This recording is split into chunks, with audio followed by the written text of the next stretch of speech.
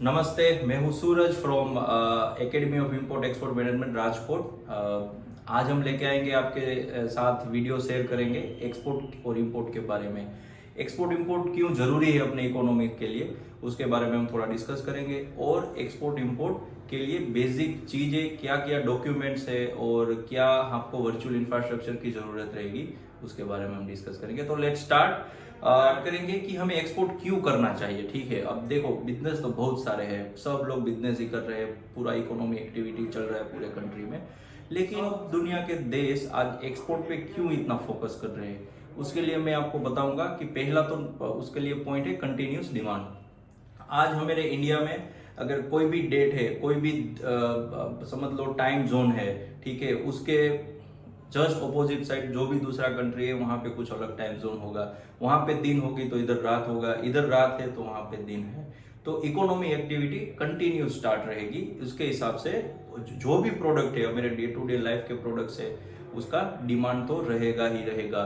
तो फर्स्ट चीज ये है एक्सपोर्ट के लिए कि कंटिन्यूस डिमांड। दूसरी चीज है हमारे लिए एक्सपोर्ट में गवर्नमेंट ज्यादा बेनिफिट दे रही है। ठीक है, कोई भी कंट्री की गवर्नमेंट हो, वो अपने कंट्री का एक्सपोर्ट बढ़ाने के लिए उसके एक्सपोर्टर को, उसके बिजनेसमैन को, उसके फैक्ट्रीज को कुछ ना कुछ प्रमोशन करेगी, कुछ ना कुछ उसको इंसेंटिव देगी, कुछ ना कुछ उसको सब्सिडी देगी। ठीक है, तो वो काफी बेहतर है। हालांकि हमारे इन कॉन्टेक्स्ट ऑफ इंडिया, हमारे भारत में ऐसा डोमेस्टिक बिजनेस के लिए इतना ज्यादा सब्सिडाइज नहीं है कंपेयर टू एक्सपोर्ट के लिए। आपको बहुत एक्सपोर्ट के लिए गवर्नमेंट प्रमोशन करेगी, बहुत आपको इंसेंटिव्स, ड्रॉबैक ड्यूटी है, उसका रोड टेप है, अलग अलग टाइप के स्कीम्स रहते हैं। वो स्कीम्स के लिए अलावा आपको बेनिफिट्स रहता है। एक अलग पॉइंट है जीएसटी टैक्स। ठीक है, आप डोमेस्टिक में चाहे कितना भी एक्सपोर्ट कर लो, डोमेस्टिक में आप कितना भी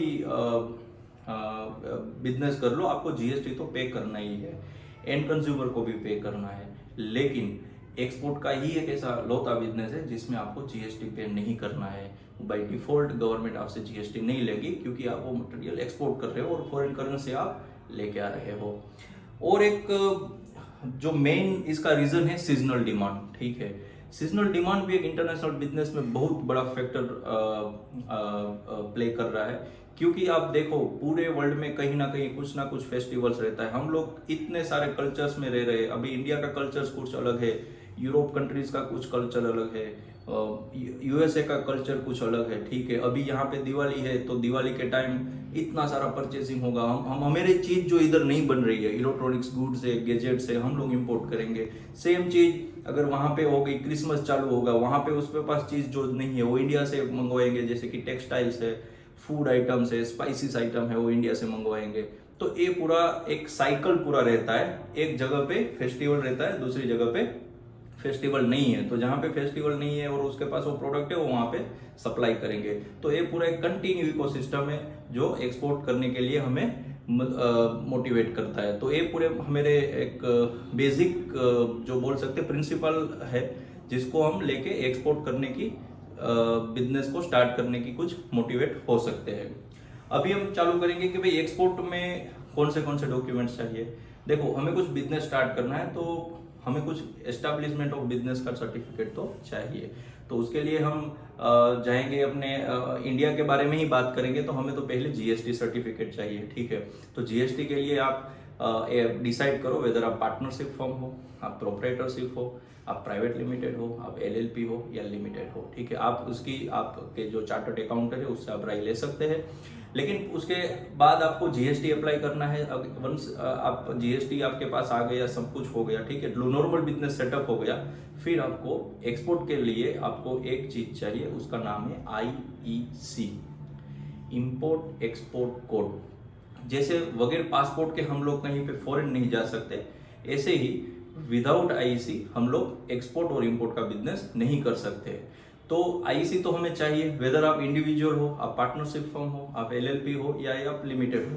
मैं आपको ये भी बता दूं कि गवर्नमेंट के जो भी पीएसयू है, ठीक है, अगर आप समझ लो ओएनजीसी है या इसरो है, चलो इसरो को कुछ टेक्नोलॉजी इंपोर्ट करना है या इसरो को अपनी कुछ टेक्नोलॉजी से वो बाहर भेजनी है, तो उसके पास भी आईसी लगेगा, उसके पास ही अपना सेपरेट आईसी होता ही है। तो आप इतना एक थंब रूल समझ लो, विदाउट आईसी हम लोग एक्सपोर्ट इंपोर्ट नहीं कर सकते। तो हमें आईसी में क्या करना पड़ेगा कि जो पूरा जीएसटी का प्रोसेस था ना, वो पूरा डॉक्यूमेंट्स और एक अलग से बैंक का एक लेटर लेके हमें डीजीएफटी में अप्लाई करना है, director general of foreign trade. उसका भी पूरा ऑनलाइन मॉड्यूल है, हम उसका भी वीडियो लेके आएंगे कैसे अप्लाई करना है, और नॉमिनल फीस रहती है और वो आपको आईसी प्रोवाइड करेंगे। अभी आईसी नंबर क्या है, कोड क्या है, तो जो आपका पान नंबर रहेगा ना वही आपका आईसी रहेगा, ठीक है। आफ्टर जीएसटी ऐसा रूल्स है कि जो भी आपका पान है वही आपका आईसी कोड रहेगा। आफ्टर गेटिंग आईसी हम लोग जाएंगे अपने बैंक के पास। तो बैंक के पास हम जाएंगे, अपना मान लेते हैं कि अपना एक एग्जिस्टिंग बिजनेस है, तो अपना करंट अकाउंट तो रहेगा ही कोई भी बैंक में, प्राइवेट बैंक है या कोई भी government sector public sector bank है, ठीक है। तो हम लोग क्या करेंगे, हम बैंक को बोलेंगे कि भाई मेरे पास आईसी सर्टिफिकेट है, इंपोर्ट एक्सपोर्ट कोड है, और हमें इंपोर्ट और एक्सपोर्ट का बिजनेस स्टार्ट करना है, हम फॉरेन करेंसी में ट्रांजेक्शन करना चाहते हैं, ठीक है। तो बैंक वाले बोलेंगे कि हम उसका लिए हम री केवाईसी करेंगे, मतलब कि आपका एक बार फिर से केवाईसी होगा और आपका एक डेडिकेटेड फॉरेक्स अकाउंट ओपन होगा। यानी कि जब भी आपके अकाउंट में आपका जो एक्सपोर्ट का रेमिटेंस है, यानी कि इनवर्ट पेमेंट आएगा, सप्लाई से $5,000 $10,000, तो उसके हिसाब से बैंक आपको इंटीमेट करेगी और उसका आईसी कोड के साथ लिंकअप करेगा। वो पूरा एक लंबा सा प्रोसेस है, मैं अभी आपको बहुत ब्रीफ में समझा रहा हूँ, लेकिन आप को मैं डेफिनेटली ये सब पूरा चीज 1 by 1 स्टेप बाय स्टेप आपको वीडियो के माध्यम से मैं आपको बताऊंगा। बैंक का प्रोसेस एक बार हो गया, फिर आपको जाना है आरसीएमसी सर्टिफिकेट के लिए, उसको बोलेंगे हम रजिस्टर्ड कम मेंबरशिप सर्टिफिकेट। ये क्यों जरूरी है? सपोज हमें, जैसे कि हमें बात हुई कि हम लोग गवर्नमेंट से बेनिफिट ले रहे हैं, गवर्नमेंट भी हमें प्रमोट कर रही है कि आप एक्सपोर्ट करो, तो गवर्नमेंट को कैसे पता चलेगा कि हम लोग एक्सपोर्ट के बिजनेस से जुड़े हुए हैं, ठीक है। तो हमें गवर्नमेंट ने क्या किया कि उसने सेगमेंट वाइज, प्रोडक्ट वाइज एक dedicated export promotion council establish की है। सपोज आप टेक्सटाइल में काम करना चाहते हो, ठीक है, तो टेक्सटाइल के लिए अलग एक्सपोर्ट प्रमोशन काउंसिल है। आप स्पाइसीज मसाले जो रहते हैं ना इंडिया में, उसका स्पाइसीज का बिजनेस, उसका एक्सपोर्ट करना चाहते हो, तो उसके लिए भी एक डेडिकेटेड स्पाइस बोर्ड है। तो स्पाइस बोर्ड एक अलग से अथॉरिटी है, सेंट्रल गवर्नमेंट के अंडर में आता है। सेम चीज आप कुछ फूड प्रोसेसिंग की प्रोडक्ट है, आप फूड प्रोडक्ट के बारे में कुछ ना कुछ काम करना चाहते हो, तो उसके लिए अपीडा है, ठीक है। तो वहां पे उसका एक्सपोर्ट प्रमोशन काउंसिल की वेबसाइट भी है, हम वेबसाइट भी आपको प्रोवाइड करेंगे। वहां पे आप जाके आप एक नॉमिनल फीस रहता है, सब एक्सपोर्ट प्रमोशन काउंसिल की नॉमिनल फीस रहती है, वहां पे आप अप्लाई करो और आपको सर्टिफिकेट देंगे, ठीक है।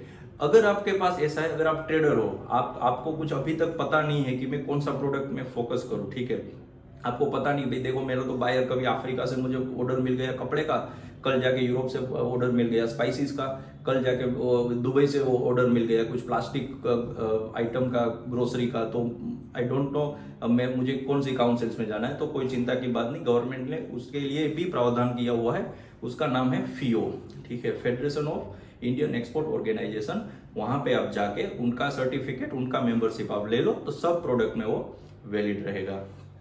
इतना चीज होने के बाद हमें एक चीज करना है जो काफी इंपॉर्टेंट है, उसको हम बोलेंगे AD code, authorise dealer code.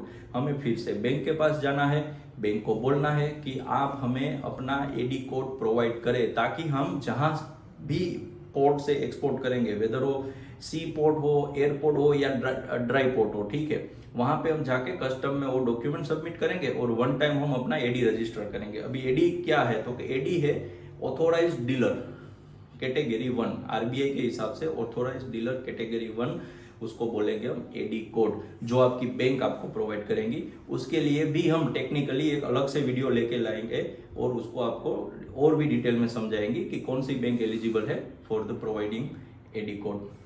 आज के लिए बस इतना ही, आप हमारे साथ जुड़े रहिए। हमारा एक ही मोटिव है, आप एक्सपोर्ट इंपोर्ट सीखो और मैक्स टू मैक्स आप इंडियन इकोनॉमी को आगे बढ़ाओ और अपना बिजनेस का ग्रोथ करो और इंडिया को एक नई ऊंचाई पे ले जाओ। ऐसा ही हमारा ग्रोथ है। हम लोग नॉलेज शेयर कर रहे हैं, हम कुछ आपसे सीखेंगे, आप कुछ हमसे सीखेंगे।